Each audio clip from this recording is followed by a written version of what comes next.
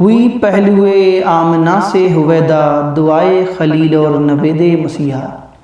2 سمبا کا دن تھا، ربیع الاول کی 12 تاریخ تھی کہ آمنہ کے یہاں ولادت ہوئی۔ نومولود بچہ بہت ہی خوبصورت تھا، چاند بھی اس کے سامنے پھیکا تھا۔ آمنہ نے اپنے خسر عبد المطلب کو خبر کرائی کہ آ کر پوتے کو دیکھ لیں۔ عبد المطلب بھاگے ہوئے آئے، نظر پڑتے ہی کھل اٹھے۔ ایک تو لڑکا تھا اور وہ بھی عبداللہ کا۔ وہ خوشی سے نہال ہو گئے، بچے کو گود میں لیا، سینے سے لگایا، ماتھے کو چوما، پھر لیے ہوئے کعبہ پہنچے، اس کا طواف کیا اور بچے کا نام محمد رکھا۔ محمد کے معنی ہیں ہر لحاظ سے قابل تعریف، وہ جسے سب پسند کریں، سب اچھا کہیں۔ ولادت کے 7ویں دن عبد المطلب نے بچے کا عقیقہ کیا اور قریش کی دعوت کی۔ لوگ کھانے سے فارغ ہوئے تو کسی نے پوچھا، عبد المطلب کیا وجہ ہے آپ نے پوتے کا نام محمد رکھا؟ خاندان کے اور ناموں جیسے نام نہیں رکھا؟ میں نے چاہا آسمان پر بھی اس کی تعریف ہو اور زمین پر بھی، خالق کو بھی پیارا ہو اور خلقت کو بھی۔ عبد المطلب نے نہایت سادے انداز میں اپنے دل کی تمنا لوگوں کے سامنے رکھ دی۔ قریش میں اونچے گھرانوں کی عورتوں میں اپنے بچوں کو دودھ خود نہیں پلاتی تھی، دیہاتیوں سے دائیوں کی ٹولیاں آتی تھی، وہ بچوں کو اپنے یہاں لے جاتی، ان کو دودھ پلاتی، پرورش وہ پرداخت کرتی، جب وہ بڑے ہو جاتے تو واپس کر جاتی اور دوسرے بچے لے جاتی۔ اس سے بچے خوب تندرست رہتے، فصیح عربی بھی سیکھ لیتے۔ دائیوں کے آنے کے موسم متعین تھے۔ محمد کی ولادت ہوئی تو اس وقت کوئی دائی نہ ملی۔ عبداللہ کا ایک بھائی تھا ابو لہب، اس کی ایک باندی تھی سوبیہ۔ 7 دن آمنہ نے خود دودھ پلایا، پھر بچے کو سوبیہ کے حوالے کر دیا کہ جب تک کوئی دائی نہ ملے اس کو دودھ پلائے۔ تو سوبیہ نے پس کچھ ہی دن دودھ پلایا تھا کہ قبیلے بنی سعد کی دائیاں آ گئی۔ دائیاں بچے تلاش کرنے لگی، وہ گھر گھر جاتی، ماؤں کو اپنی خدمات پیش کرتی، مائیں جس کو پسند کرتی اپنا بچہ اس کے حوالے کر دیتی۔ ساری ماؤں نے دائیاں چن لی اور ساری دائیوں کی گودیں بھر گئیں۔ ہاں، صرف ایک دائی رہ گئی، اس کو کسی نے نہ پوچھا، اس لیے کہ وہ ذرا کمزور اور دبلی تھی، مفلسی کا شکار تھی۔ یہ تھی ابو ذئب کی بیٹی حلیمہ۔ بچہ بھی صرف ایک ہی رہ گیا تھا۔ دائیاں اس سے دور دور رہیں، کوئی اسے لینے کے لیے تیار نہ تھی۔ وہ بچہ تھا عبداللہ کا بیٹا محمد۔ دائیوں نے سنا محمد یتیم ہے، باپ کے سائے سے محروم ہیں، انہوں نے اس کی طرف توجہ نہ کی، اس کی پرورش کو حقیر جانا، اس کو دودھ پلانا بے سود سمجھ لیا۔ بولی، اس یتیم کو لے کر کیا کریں، اس کا دادا ہمیں کیا دے دے گا، ماں سے بھی کیا مل جائے گا۔ اب واپسی کا وقت آ گیا، دائیوں نے گھر لوٹنے کا ارادہ کیا۔ ہر ایک خوش تھی کہ اس کی گود میں بچہ تھا۔ حلیمہ کا شوہر ساتھ تھا۔ حلیمہ نے کہا، بخدا مجھے تو شرم آتی ہے، ساری سہیلیوں کی گود بھری ہیں، ایک میری ہی گود خالی رہ گئی، میں تو جاتی ہوں اس یتیم کو لے لیتی ہوں، خالی ہاتھ لوٹنے سے تو بہتر ہے اس یتیم کو ہی لے چلیں۔ جاؤ لے آؤ، کیا حرج ہے، ہو سکتا ہے اللہ اسی میں برکت دے۔ شوہر نے تائید کی۔ حلیمہ بچے کو لینے کے لیے آمنہ کے پاس پہنچی۔ آمنہ کو ملال تھا، ان کے لال کو کسی نے نہ پوچھا۔ سہیلیوں کے بچے ہاتھوں ہاتھ لیے پر ان کے جگر پارے کو لینا گوارا نہ کیا۔ حلیمہ نے بچوں کو لیا تو آمنہ کا بجھا ہوا چہرہ خوشی سے دمک اٹھا۔ حلیمہ نے محمد کو چھاتی سے لگایا اور منہ میں سوکھی پستان دے دی جس میں دودھ برائے نام ہی تھا، لیکن حلیمہ کی حیرت کی انتہا نہ رہی۔ پستان منہ میں دیتے ہی انہیں ایسا لگا جیسے دودھ کی سوتیں جاری ہو گئیں۔ یکایک چھاتی بھر گئی، بچہ دودھ پی رہا تھا اور دودھ بچے کے منہ سے ٹپک رہا تھا۔ محمد شیر ہو چکے تو حلیمہ کے بچے نے بھی جی بھر کر پیا، حالانکہ اس سے پہلے تنہا اسی کے لیے دودھ ناکافی ہوتا، وہ پیتا لیکن کبھی شیر ہونے کی نوبت نہ آتی، چھاتی چوستا اور چوس کے رہ جاتا۔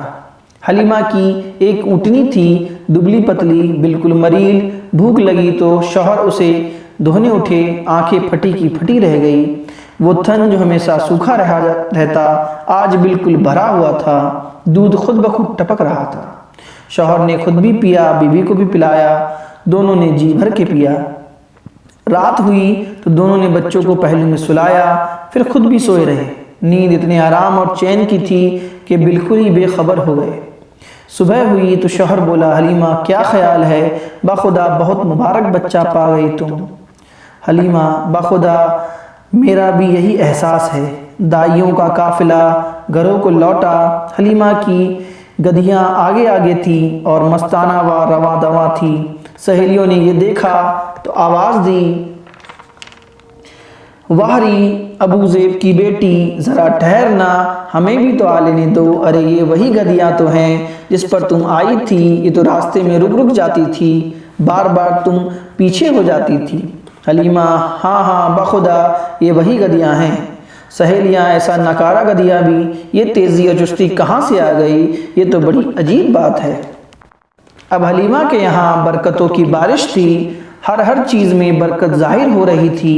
جانور موٹے ہو گئے، دودھ سے تھن بھاری ہو گئے، ہر طرف برکت ہی برکت نمایاں تھی۔ رفتہ رفتہ 2 سال گزر گئے۔ آمنہ کا لال حلیمہ کا دودھ پیتا۔ حلیمہ کی ایک بیٹی تھی شیما، اس کی گودیوں میں ہمکتا۔ صحرا کی کھلی فضا ہوتی اور دیہات کی سادہ زندگی۔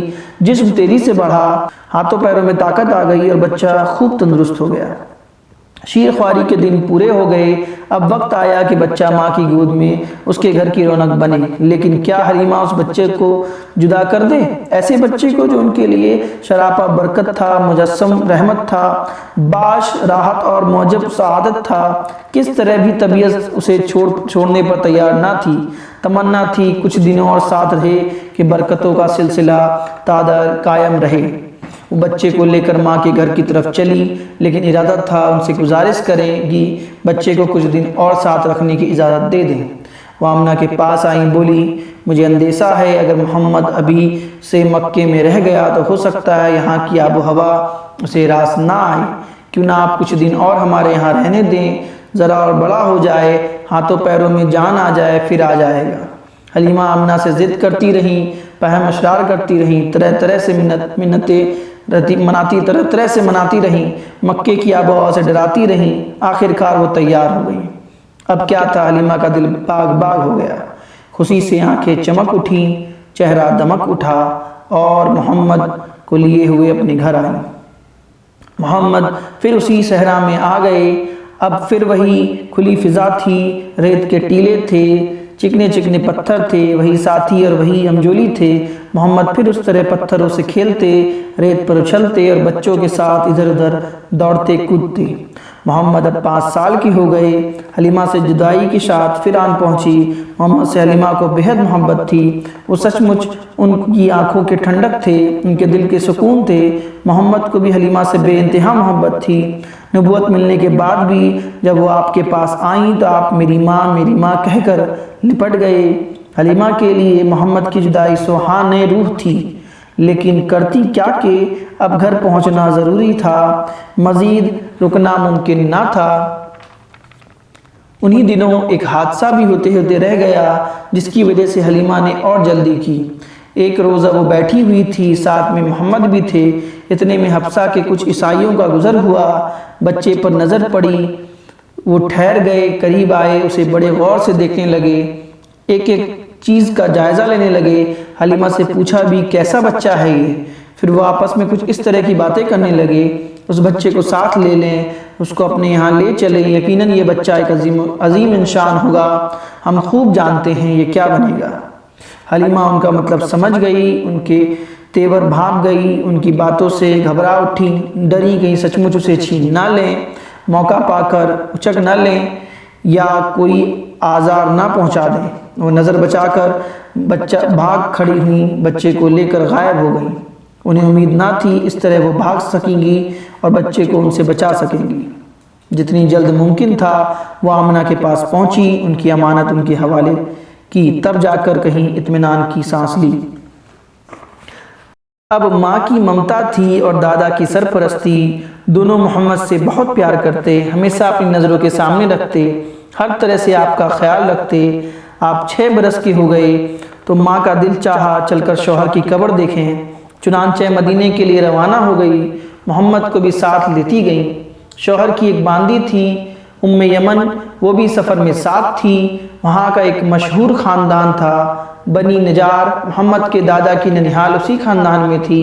بی بی آمنہ جا کر وہیں ٹھہری۔ بی بی آمنہ مدینہ پہنچی تو پیارے بیٹے کو وہ گھر دکھایا جہاں اس کے پیارے باپ نے وفات پائی تھی، وہ جگہ بھی دکھائی جہاں وہ ہمیشہ کی نیند سو رہے تھے۔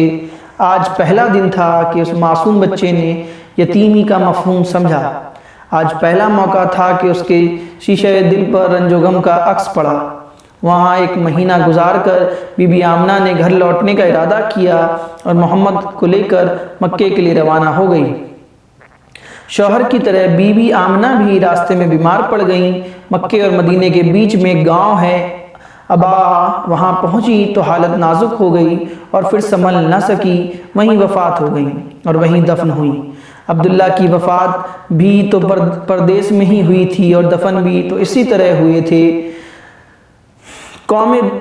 قوم و وطن سے بہت دور، اللہ آپ کا ولی کارساز ہے۔ اے محمد، آپ یتیم تھے، باپ کے سائے سے محروم تھے، ابھی اس یتیمی کا شعور ہوا ہی تھا کہ ماں بھی چل بسی۔ باپ کی قبر دیکھی ہی تھی کہ ماں کی بھی قبر تیار ہو گئی۔ اب آپ تنہا رہ گئے، ماں ساتھ تھیں، تب بھی آپ کو یتیمی کا ملال تھا۔ بھلا دل پر کیا بیتی ہوگی جب یہ سہارا بھی ٹوٹ گیا۔ صدمہ پہ صدمہ، ایک سے بڑھ کر دوسرا۔ ام یمن نے آپ کو اپنی حفاظت میں لیا اور بڑے پیار سے گھر لائیں۔ مکہ پہنچی تو آپ بلک بلک کر رو رہے تھے۔ آج آمنہ کے لال کی حالت دیکھی نہیں جاتی تھی۔ اس حادثے کا عبد المطلب پر بڑا اثر ہوا۔ محمد کے لیے ان کے سینے میں ماں کی محبت اور باپ کی شفقت ابل پڑی۔ وہ اب آپ پر بے انتہا مہربان ہو گئے۔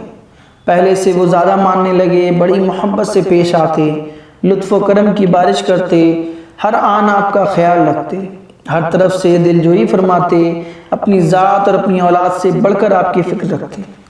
عبد المطلب قریش کے سردار تھے۔ کعبہ کے زیر شایہ اپنی گدی پر بیٹھتے تو بیٹے ادب و احترام میں گدی سے ذرا دور بیٹھتے ہوتے، لیکن محمد آ جاتے تو انہیں اپنے پاس بلاتے، اپنی گدی پر بیٹھاتے اور پیار سے پیٹھ سہلاتے۔ لیکن افسوس، عبد المطلب بھی زیادہ دن نہ ٹھہرے۔ محمد ابھی 8 سال کے ہوئے تھے کہ دادا بھی چل بسے۔ دادا کی موت پر آپ کے دل کو سخت صدمہ پہنچا، ویسا ہی صدمہ جیسا اس سے پہلے ماں کی موت پر ہوا تھا۔ نہیں، دادا کا غم ماں کے غم سے بھی سوا تھا۔ اب آپ کچھ سمجھدار ہو چکے تھے، شعور بیدار ہو رہا تھا، جذبات و احساسات میں وسعت اور گہرائی آ رہی تھی، لطف و محبت کی حقیقت کو سمجھنے لگے تھے، نوازش و کرم کی قدر و قیمت پہچاننے لگے تھے، اس لیے محرومی کا احساس بھی اتنا ہی شدید تھا، اس کے چھن جانے کا غم بھی اتنا ہی گہرا تھا۔ آنکھوں سے آنسو جاری تھے، دل رد و غم سے چور تھا، خود تڑپ رہے تھے، اوروں کو تڑپا رہے تھے، یہاں تک کہ دادا کا جسم، پیارے دادا کا جسم قبر کی کال کوٹری میں چھپ گیا اور پھر ہمیشہ کے لیے اوجھل ہو گیا۔